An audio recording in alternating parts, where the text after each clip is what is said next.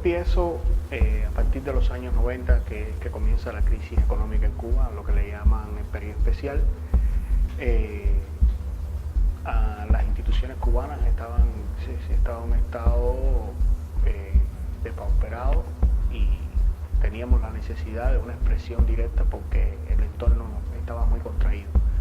Y empezamos a partir de nuestras acciones, principalmente en el arte, a movilizarnos y hacer acciones en la calle, ¿no? En aquel momento estaba todo el movimiento de la timba, también la timba es la música esta que tiene que ver con el son cubano, y estaba el movimiento de hip hop, que en esos momentos estaba muy activo, que tenía que ver con la canción protesta, en este caso, ¿no? El hip hop cubano.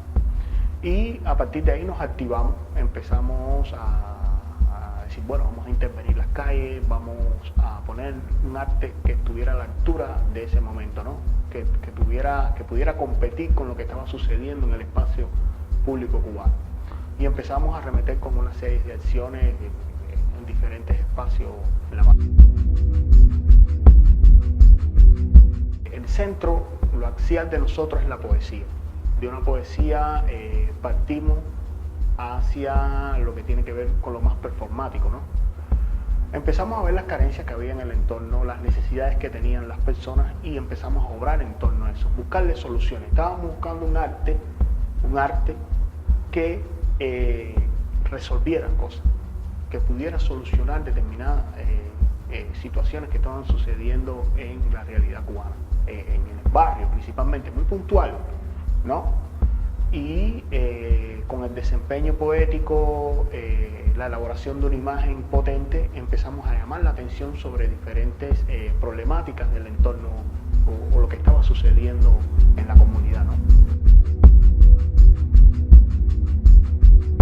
En un primer momento, nosotros nos abrimos un espacio en la Casa de la Cultura en Alamar, en la Galería Fayaz Amir, que es un espacio profesional.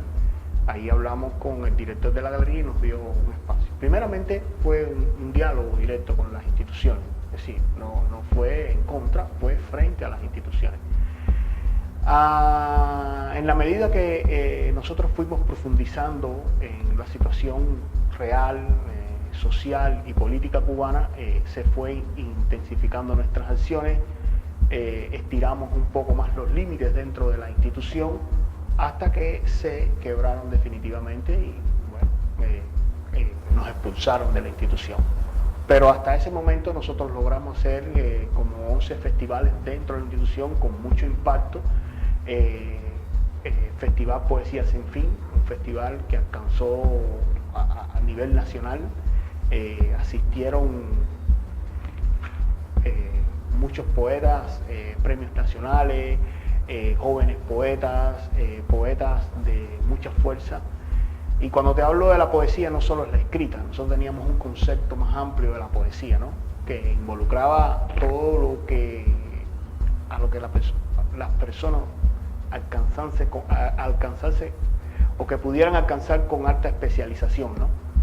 Y lo mismo eran los skaters, que era un contorsionista, que un novelista, que un narrador. El espacio era muy abierto, ¿no? La danza, todo, era multimedial. Básicamente el grupo de nosotros utilizaba todos los medios, era multimedial.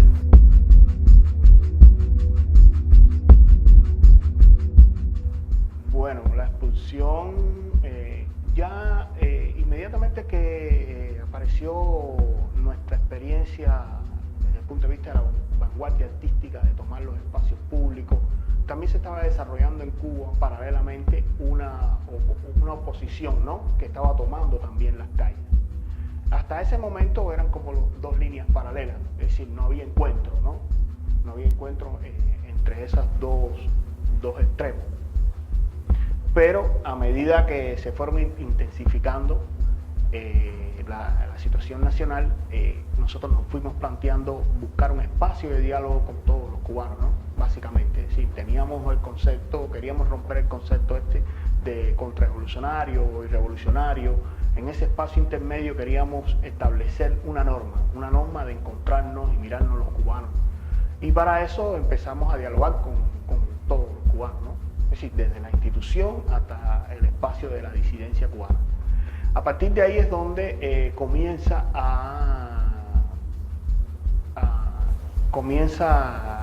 la alta tensión con las instituciones y con el régimen cubano, ¿no?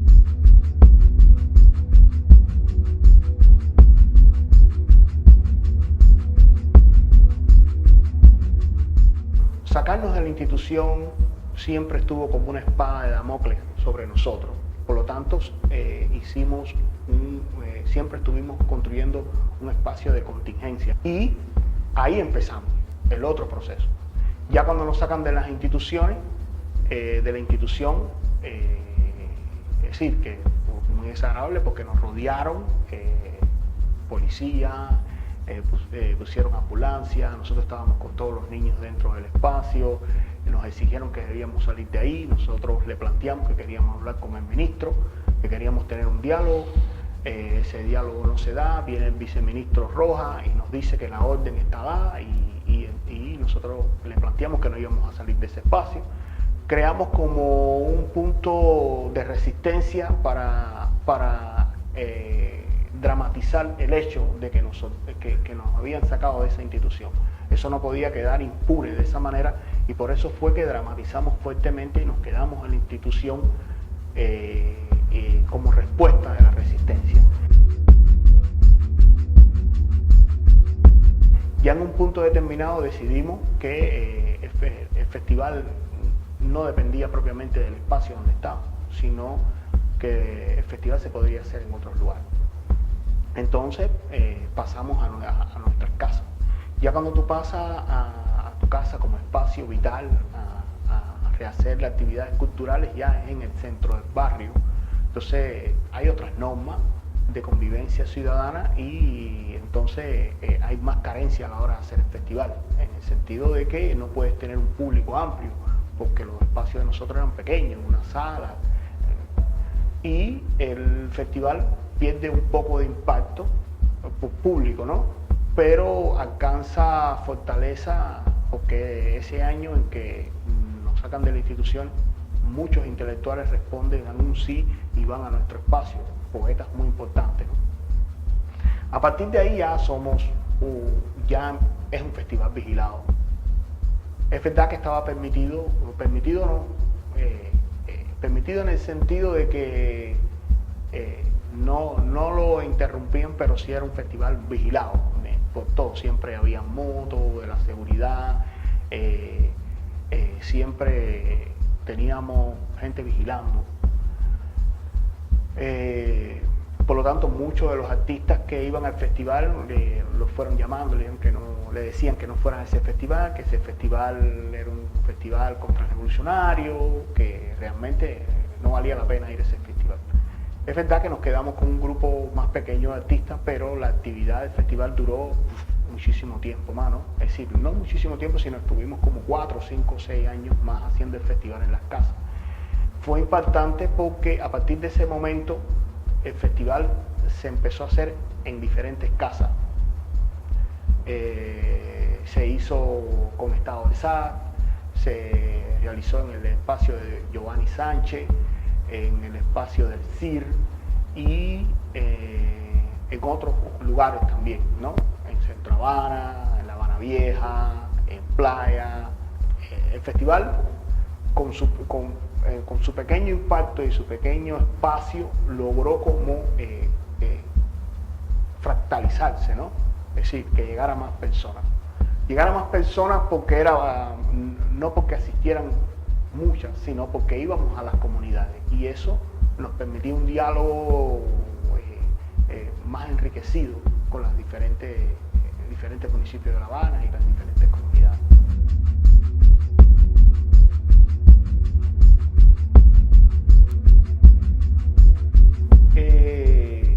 Bueno, nosotros teníamos un modelo para darle promoción, es decir, teníamos todo un año para promover el festival. Es decir, incluso era un festival muy esperado. Ese festival tenía prácticamente 12 departamentos, es decir, de 12 espacios, ¿no? Uno que tenía que ver con cine, otro que tenía que ver con la música electrónica y la poesía, otro que tenía que ver con las fiestas poéticas, otro que tenía que ver con el cabaret poético, otro que tenía que ver con las fiestas espirituales, es decir, en este caso, la peregrinación al Rincón, que la peregrinación al Rincón era muy potente en ese sentido porque es el lugar donde los cubanos el 17 de diciembre caminan pidiendo sus deseos, sí, que tú ves que se enfocan en las necesidades reales que hay en Cuba. Esa vía nosotros la tomamos con performance, acciones, poesía, y llegó el momento que parte de la vanguardia artística, te quiero decir, en ese momento estuvimos caminando, es decir, prácticamente estuvimos caminando por esa línea, ¿no? Y llegábamos al Rincón y presentábamos nuestro trabajo, allí hacíamos una locución acerca del futuro de Cuba, del presente, porque es un espacio religioso, es un espacio que las personas llevan sus votos, buscan la futuridad, es decir, a través de la experiencia espiritual, y por lo tanto se tiene como un registro antropológico de la necesidad real que las personas tienen. Y ahí en ese espacio nosotros hablábamos, presentábamos nuestras obras y caminaba, es decir, iba con nosotros gran parte de la oposición, nos esperaban, porque era una línea de más de 40 kilómetros caminando con un gran garabato que ese garabato es el atributo de uno de los santos cubanos, como el Ecuá, que es el que abre los caminos y cierra los caminos, y ese atributo era muy importante porque estábamos tratando de abrir el futuro de Cuba, ¿no? Era un espacio altamente simbolizado para nosotros, simbólico y simbolizado porque estaban todas las personas con sus limitaciones, con sus necesidades, y al mismo tiempo estaba esta voluntad de nosotros de abrir a partir de la acción poética y cultural un espacio otro para Cuba, ¿no? Era muy potente en ese sentido.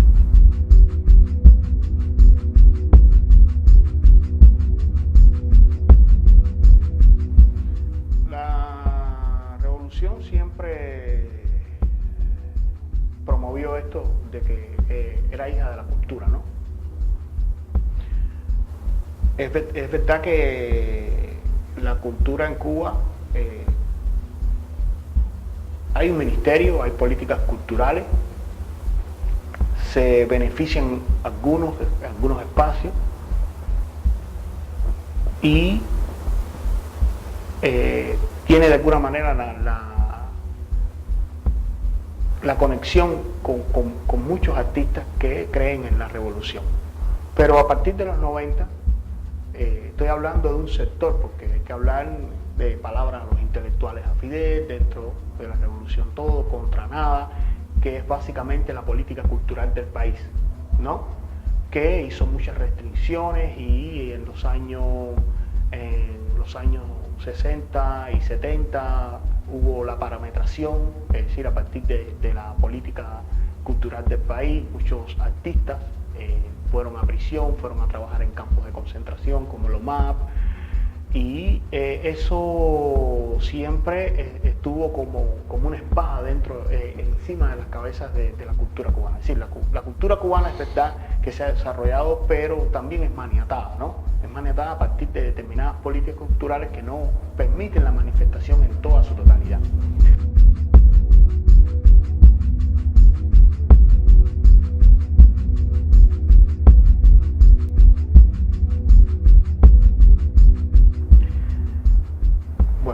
Sí, hay un antes y un después. Haciendo esta línea hasta este punto de la actualidad, yo pienso que la lucha por la eliminación del decreto 349 es parte de la continuidad de la lucha por los derechos. Pero hay un punto muy importante de inflexión aquí en este 349, porque primeramente, se van los líderes completamente, sí, los líderes de la revolución ya están fuera.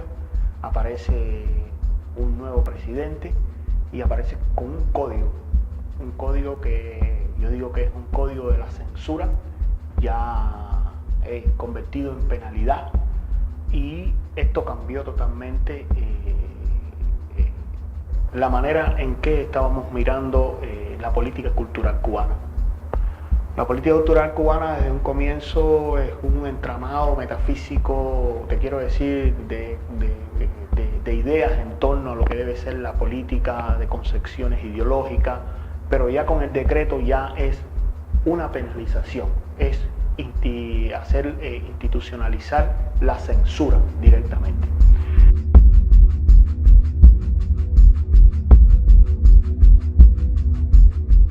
A esta situación un grupo reaccionamos, un grupo de artistas reaccionamos y les dijimos que no. Una reacción directamente en el espacio cubano frente al Capitolio. Reaccionamos con un performance que primeramente era pedir la derogación del decreto 349 y el performance de embarrarnos de excrementos frente al Capitolio. Algo que no pudo suceder porque fuimos como intervenidos por la policía y muchos fuimos a parar, fuimos detenidos, ¿no?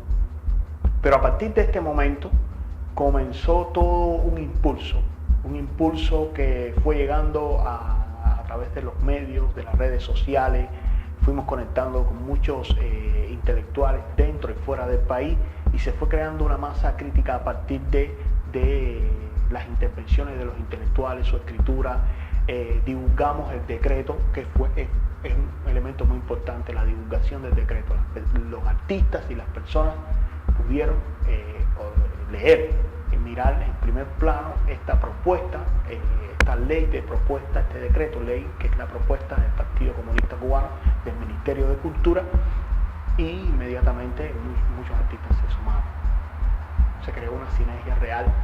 Por eso marca un después, porque al mismo tiempo logramos que el régimen detuviera el decreto. Sabemos que el gobierno cubano lo que ha hecho es una pausa táctica, ir aplicando el decreto paulatinamente, y frente a eso también nos hemos erigido como la creación de un observatorio de los derechos culturales ya que esté en suelo cubano, que nosotros podamos observar qué es lo que está sucediendo con las políticas culturales y la educación en Cuba. Para mí el decreto 349 es una joya, nos sacudió a todos y permitió la unidad. Queremos seguirla manteniendo, queremos seguir observando cómo estas leyes, cómo es aplicado este decreto, y yo pienso que no hay retroceso con respecto a lo que ya se ha levantado, ¿no? A la conciencia de activismo intelectual y activismo artístico. Ya no hay un retroceso, más bien hay un adelanto.